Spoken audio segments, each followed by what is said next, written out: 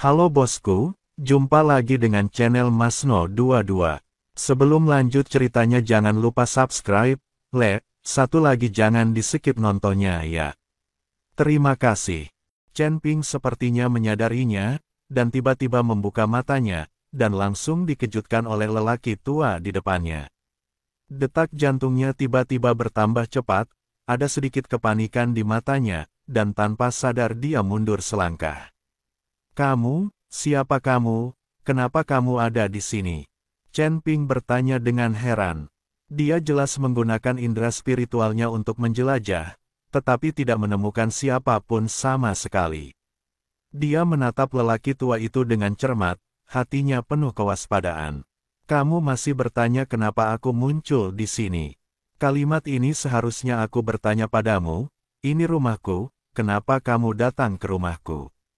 Orang tua itu bertanya pada Chen Ping dengan ekspresi tidak senang. Lelaki tua itu mengenakan jubah putih, dengan rambut beruban, tetapi wajahnya tampak sangat muda, dan matanya menunjukkan sedikit keagungan dan ketidaksenangan. Chen Ping tertegun dan berkata dengan tidak percaya, rumahmu. Kamu bilang ini rumahmu. Hatinya dipenuhi keraguan. Dia tidak pernah menyangka bahwa ruang pohon kuno ini akan menjadi rumah lelaki tua di depannya.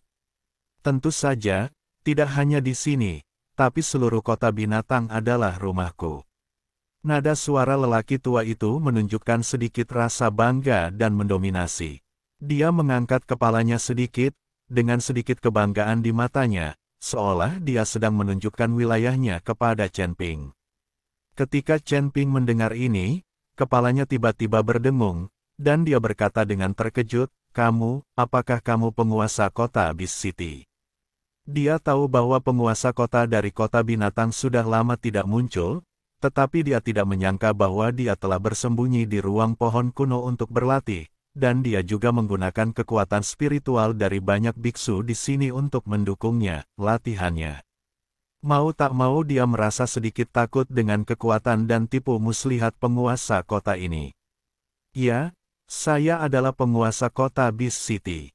Siapa kamu? Hanya sedikit orang yang bisa memasuki ruang pohon kuno ini. Jika kamu menjelaskannya, aku bisa melepaskanmu, tetapi jika kamu berani berbohong, maka kamu akan tinggal di sini selamanya. Petik 2. Kata-kata penguasa kota Beast City mengandung ancaman yang dalam, yang membuat Chen Ping merasa gugup. Dia tahu bahwa dia harus menjawab pertanyaan tuan kota dengan hati-hati. Otaknya bekerja dengan cepat, memikirkan bagaimana menjelaskan kedatangannya kepada penguasa kota. Jelas sekali bahwa formasi hantu yang mengelilingi kota binatang dibentuk oleh penguasa kota untuk mengisolasi kota binatang dari dunia surga dan manusia. Sudah ribuan tahun sekarang, jika orang luar memasuki kota binatang, bagaimana reaksi penguasa kota? Poin lainnya adalah jika Chen Ping mengatakan yang sebenarnya, Liu Zongnan dan mereka bertiga akan bersalah karena menghancurkan 9 suku. Setelah berpikir panjang, Chen Ping memutuskan untuk tidak mengatakan yang sebenarnya. Jika penguasa kota mengetahuinya sendiri, dia tidak akan bisa menyalahkan dirinya sendiri. Senior, nama saya Chen Ping, dan saya adalah seorang kultivator biasa. Saya tidak tahu mengapa saya bisa memasuki ruang pohon kuno ini. Saya hanya tahu bahwa kekuatan spiritual di tubuh saya diserap oleh pohon kuno ini. Jadi saya ingin melihat apa yang terjadi.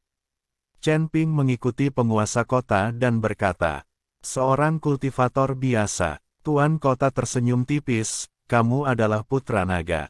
Kamu sengaja memasuki penjara dan kemudian mendekati pohon kuno itu. Apakah kamu ingin mengambil kekuatan spiritual yang dikumpulkan oleh pohon kuno itu sebagai milikmu? Chen Ping tertegun dan memandang penguasa kota dengan bingung. Dia tidak mengerti bagaimana penguasa kota tahu begitu banyak tentang urusannya. Mungkinkah dialah yang memata-mataiku kemarin? Jika penguasa kota memata-matainya, dia pasti tahu sesuatu tentang dirinya. Di kota binatang buas ini, tidak ada yang bisa disembunyikan dariku, apalagi pohon kuno ini. Kamu adalah putra naga dan naga sejati. Aku tidak akan membunuhmu, jadi cepatlah pergi. Tuan kota berkata kepada Chen Ping. Tuan Kota, pohon kuno ini menyerap kekuatan spiritual orang lain, menyebabkan banyak biksu. Apakah kamu masih ingin memperbaiki keluhan orang lain dan mengubah aturan Beast City? Ini adalah hal-hal yang berada di luar kendalimu. Jika kamu tidak ingin mati, keluar dari sini sekarang juga. Tuan menjadi sedikit jelek. Chen Ping merasakan niat membunuh di tubuh penguasa kota, jadi dia menutup mulutnya, dan kemudian dengan cepat mundur dari ruang pohon kuno. Menghadapi penguasa kota, Chen Ping tahu bahwa dia tidak memiliki kekuatan untuk melawan. Pihak lain jelas telah mencapai negeri dongeng. Alasan tidak muncul mungkin karena dia sedang berkonsentrasi berlatih agar bisa cepat naik ke surga. Melihat pohon kuno di depannya dan kekuatan spiritual yang kaya di pohon kuno, Chen Ping menghela nafas. Dengan kekuatannya saat ini, tidak mungkin dia bisa memiliki kekuatan spiritual di pohon kuno ini. Karena kamu tidak bisa mengambil pohon kuno itu sebagai milikmu, mari kita lihat apakah urat batu peri itu asli. Chen Ping tidak berdaya dan hanya bisa melakukan hal terbaik berikutnya dan melihat apakah urat mineral yang disebutkan Xiong Kuo itu benar. Alangkah baiknya jika kita bisa mendapatkan lapisan batu roh peri. Ditambah dengan tas penyimpanan yang diperoleh dari Narota dan upeti 100 tahun dari aliansi penyegel iblis, Chen Ping punya cukup waktu untuk berlatih. Seharusnya tidak ada masalah jika sumber daya ini menembus alam Mahayana. Jadi Chen Ping memutuskan untuk berkonsentrasi berlatih sebentar setelah mendapatkan urat batu roh peri. Kalau tidak, kekuatanku saat ini akan sangat sulit.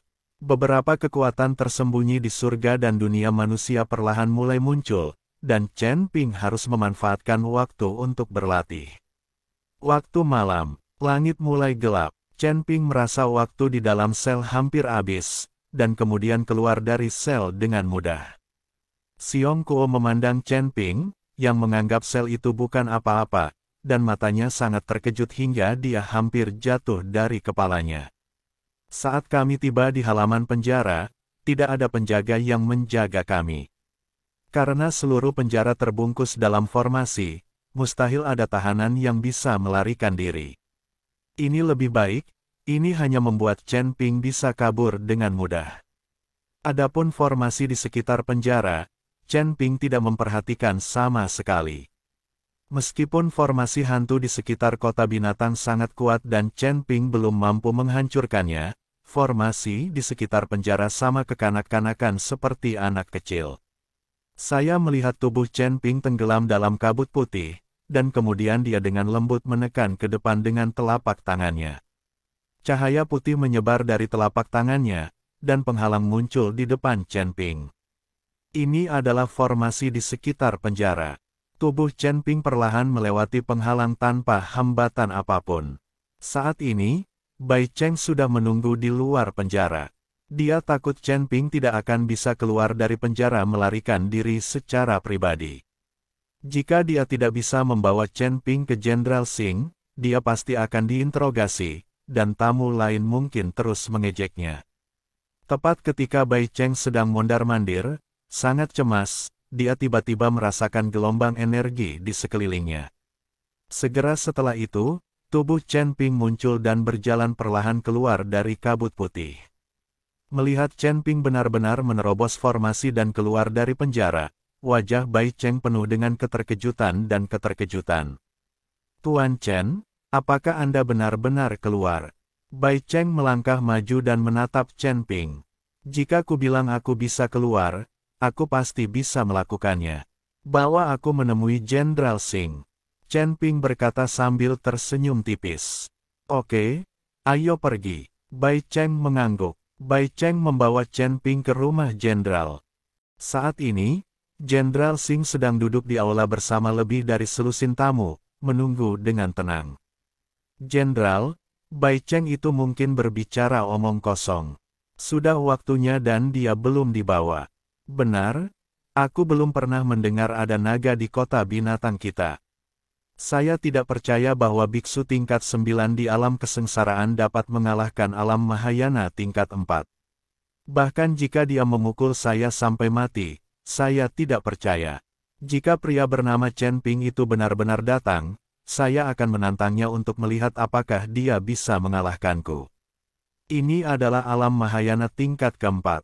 Banyak tamu yang sama sekali tidak percaya dengan apa yang dikatakan Bai Cheng. Karena itu terlalu keterlaluan. Mereka belum pernah melihat hal yang begitu keterlaluan selama ribuan tahun hidup mereka. Oke, tunggu sebentar. Jika Bai Cheng masih belum bisa membawa orang itu setelah 1 jam, maka kita bisa langsung menanyakan kejahatannya. Jenderal Singh melambaikan tangannya dan berkata. Saat Jenderal Singh selesai berbicara, Bai Cheng tiba bersama Chen Ping. Jenderal, Tuan Chen ada di sini, kata Bai Cheng. Ketika Jenderal Singh dan banyak tamu melihat Chen Ping untuk pertama kalinya, mereka semua tampak sedikit kecewa. Karena meskipun Chen Ping adalah seekor naga, dia terlihat terlalu biasa dan tidak memiliki keluhuran naga.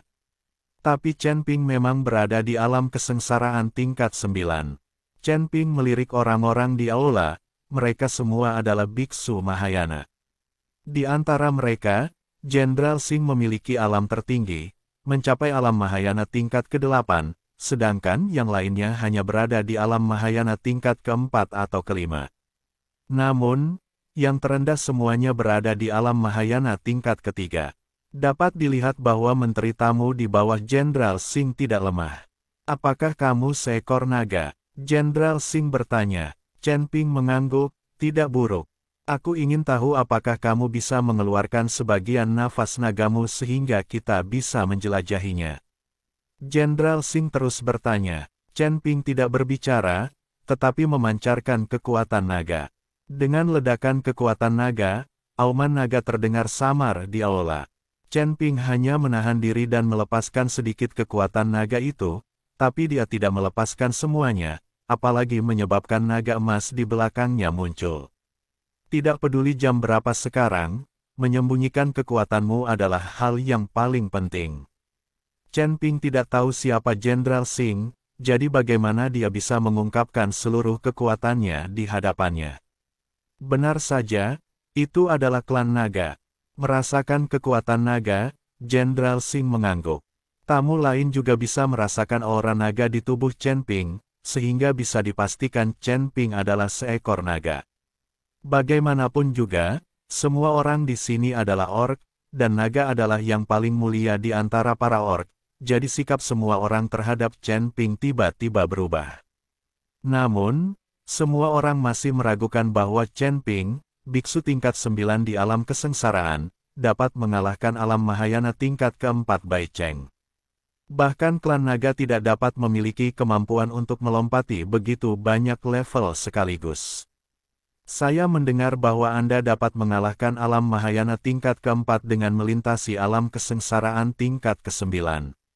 Jenderal Singh bertanya. Pada saat itu, rekan Daois Bai baru saja menerimanya. Chen Ping berkata dengan rendah hati. Biar ku beritahu, bagaimana dia, alam kesengsaraan tingkat 9, bisa mengalahkan alam Mahayana tingkat 4. Bai Cheng mungkin menyerah ketika dia melihat lawannya adalah naga sungguhan, jadi dia kalah. Kata menteri tamu kelas 4 di alam Mahayana. Sama sekali tidak, Tuan Chen bersikap rendah hati.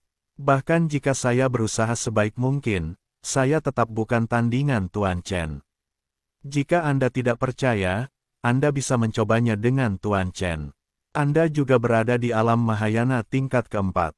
Anda akan mengetahuinya setelah membandingkannya. Bai Cheng buru-buru menjelaskan, karena takut orang lain mengira dia berbohong.